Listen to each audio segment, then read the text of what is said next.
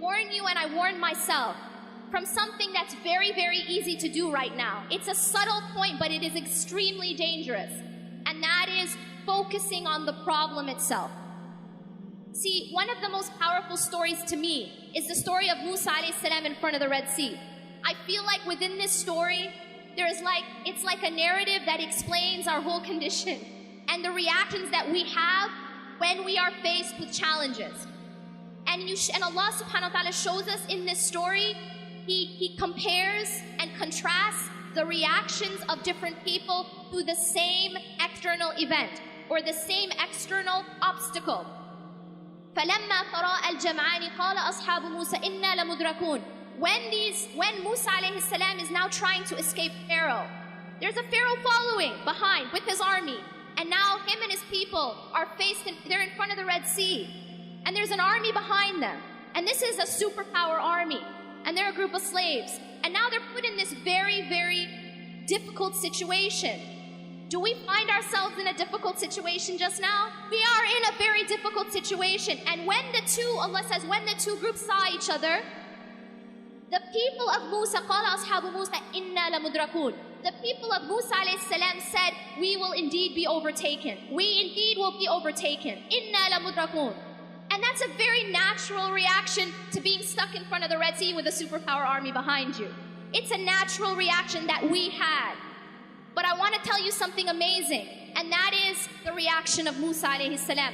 In that same exact situation, he's looking at the same situation, but his basira, his heart is looking at and focused on something else.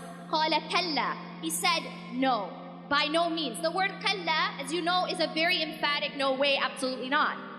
قَالَ كَلَّا إِنَّ مَعِيَ رَبِّي سَيَهْدِينَ. Indeed, my Lord is with me, and He will guide me through this. The reason why I love this story so much is because this story isn't just a story. It's awesome, it's something we tell our kids, but it isn't a bedtime story. It is a sign, and Allah actually continues to say إِنَّ فِي ذَلِكَ لَآيَةً, that indeed in this is a sign, but most people don't get it. Most people don't understand. It is, you and I are never going to be in front of a large body of water with an army behind us, but we are going to be put in situations where we feel trapped. And we are going to be put in situations where we don't see a way out. And we feel that way just now. We feel that way politically. We feel that way socially to a large degree. But what's so powerful here is how. How was Musa alayhi salam able to respond in that way? How was he able to say, no, we will not be overtaken. No, I'm not going to be taken. I'm not even worried that we're going to be overtaken. Why was he able to do that? And the answer is because his focus was not on the problem. His focus was not on the Red Sea, and his focus was not on the army. His focus was on Allah. His focus was that, no, إِنَّ مَعِيَ رَبِّي سَيَهْدِينَ. My Lord is with me. And if Allah is with you, you don't have to worry. He will guide me through. Allah is teaching us a timeless lesson. We're gonna be put in situations where we feel trapped. That's a promise. We're gonna be put in situations that look impossible. And what also strikes me about his story is that he didn't know how he was gonna get out of that situation. It's not like people were going around splitting seas. This wasn't like a regular occurrence. And yet he did not worry, even though he didn't know how. See, for us, it's easy for us to say, oh, it's no problem because I got a plan, A, B, C, D. We know exactly how it's going to happen. But when you don't have any idea how it's going to happen and you still put your trust in Allah, that is tawakkul. He knew Allah is with me and He will guide me through. Now y'all are going to say, but what about doing our part? What about doing our part? And the reality is, what's so beautiful about this story is that although obviously Allah subhanahu wa ta'ala is going to save him, Allah still asked Musa alayhi salam to take action. He's asked him to do something. He asked him to take his staff and strike the sea. And so he was still asked to take action. We are still asked to take action. Tawakkul and action are not separate. They have to go together. I'aqilha wa tawakkal, as the Prophet ﷺ says, that you have to tie your camel and at the same time your trust is in Allah. Don't think that they're separate. So often I hear this translated as, tie your camel and then put your trust in Allah. That's not what it says. It says, اعقلها وتوكل. When the man was told by the Prophet ﷺ, tie your camel and put your trust in Allah, the two are simultaneous. We don't work and then depend on our work and depend on our deeds for results. No, we work and we depend on Allah for results. And that's a very, very important point. One of the things that happens a lot, and this is a pitfall that a lot of us activists fall into, is that we put our trust in our own activism. We put our trust in our own activism. And so what happens is when we don't see the exact results that we wanted, we lose hope. Inna lamudrakun. We have that attitude of we're going to be overtaken. But you see, if you put your trust in Allah subhanahu wa ta'ala, regardless of what you're seeing, you know that He's got your back. And that's what happened with Musa alayhi salam. He was told to strike the sea, so he's taking an action. But, this is an important point, it is not his action which caused the result. Why did he strike the sea? Because it was Allah who told him to. It was part of his worship.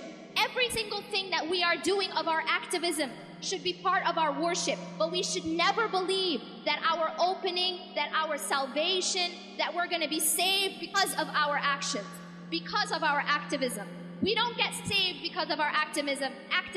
We get saved by Allah. And this is a very, very important point of our tawheed. To understand it's only Allah who saves us. It's only Allah who provides the opening. He is Al-Fattah. He is Al-Fattah. I'm not Al-Fattah. You're not Al-Fattah. We're not, as organizations, Al-Fattah. We don't change our circumstances. Allah changes our circumstances. But here's a very important point about the formula for change. إِنَّ اللَّهَ لَا يُغَيِّرُ مَا بِقَوْمٍ حَتَّى يُغَيِّرُ مَا بِأَنفُسِهِمْ. Yes, Allah is the one who changes our circumstances. But Allah also says that indeed Allah does not change the condition or the circumstances of a people until they change what's inside themselves. There is a job that we have to do. There is a striking of the sea that we have to do. But we have to, at the same time, never despair. We have to, at the same time, have the attitude of Kalla inna ma'a rabbi sayahdeen. Indeed, my Lord is with me and He will guide me through. This is extremely essential. And I will tell you this. If you are focused too much on the problem, you will have the reaction of Bani Israel. Because if all we talk about is the problem, if all we think about is the problem, if all we post about is the problem, if all we discuss is the problem, then what happens is, and this is a psychological reality, whatever you focus on grows. Whatever you focus on grows. This is why Allah subhanahu wa ta'ala told us to focus on dhikr. That the more that we focus on the remembrance of Allah, the bigger the importance of Allah subhanahu wa ta'ala is in our lives. But if we're focused on everything that's going wrong, if our focus is on everyone who's saying this about us, and they're going to do this to us, and then this, and that's it, and that's my focal point, I promise you, we will fall into despair. And the reason for that is that the problem will actually grow because it becomes our focal point. And this is a dangerous thing that we fall into. Our focal point needs to be, Inna ma'a rabbi sayahdeen. This is a very different focal point. The focal point of Musa alayhi salam.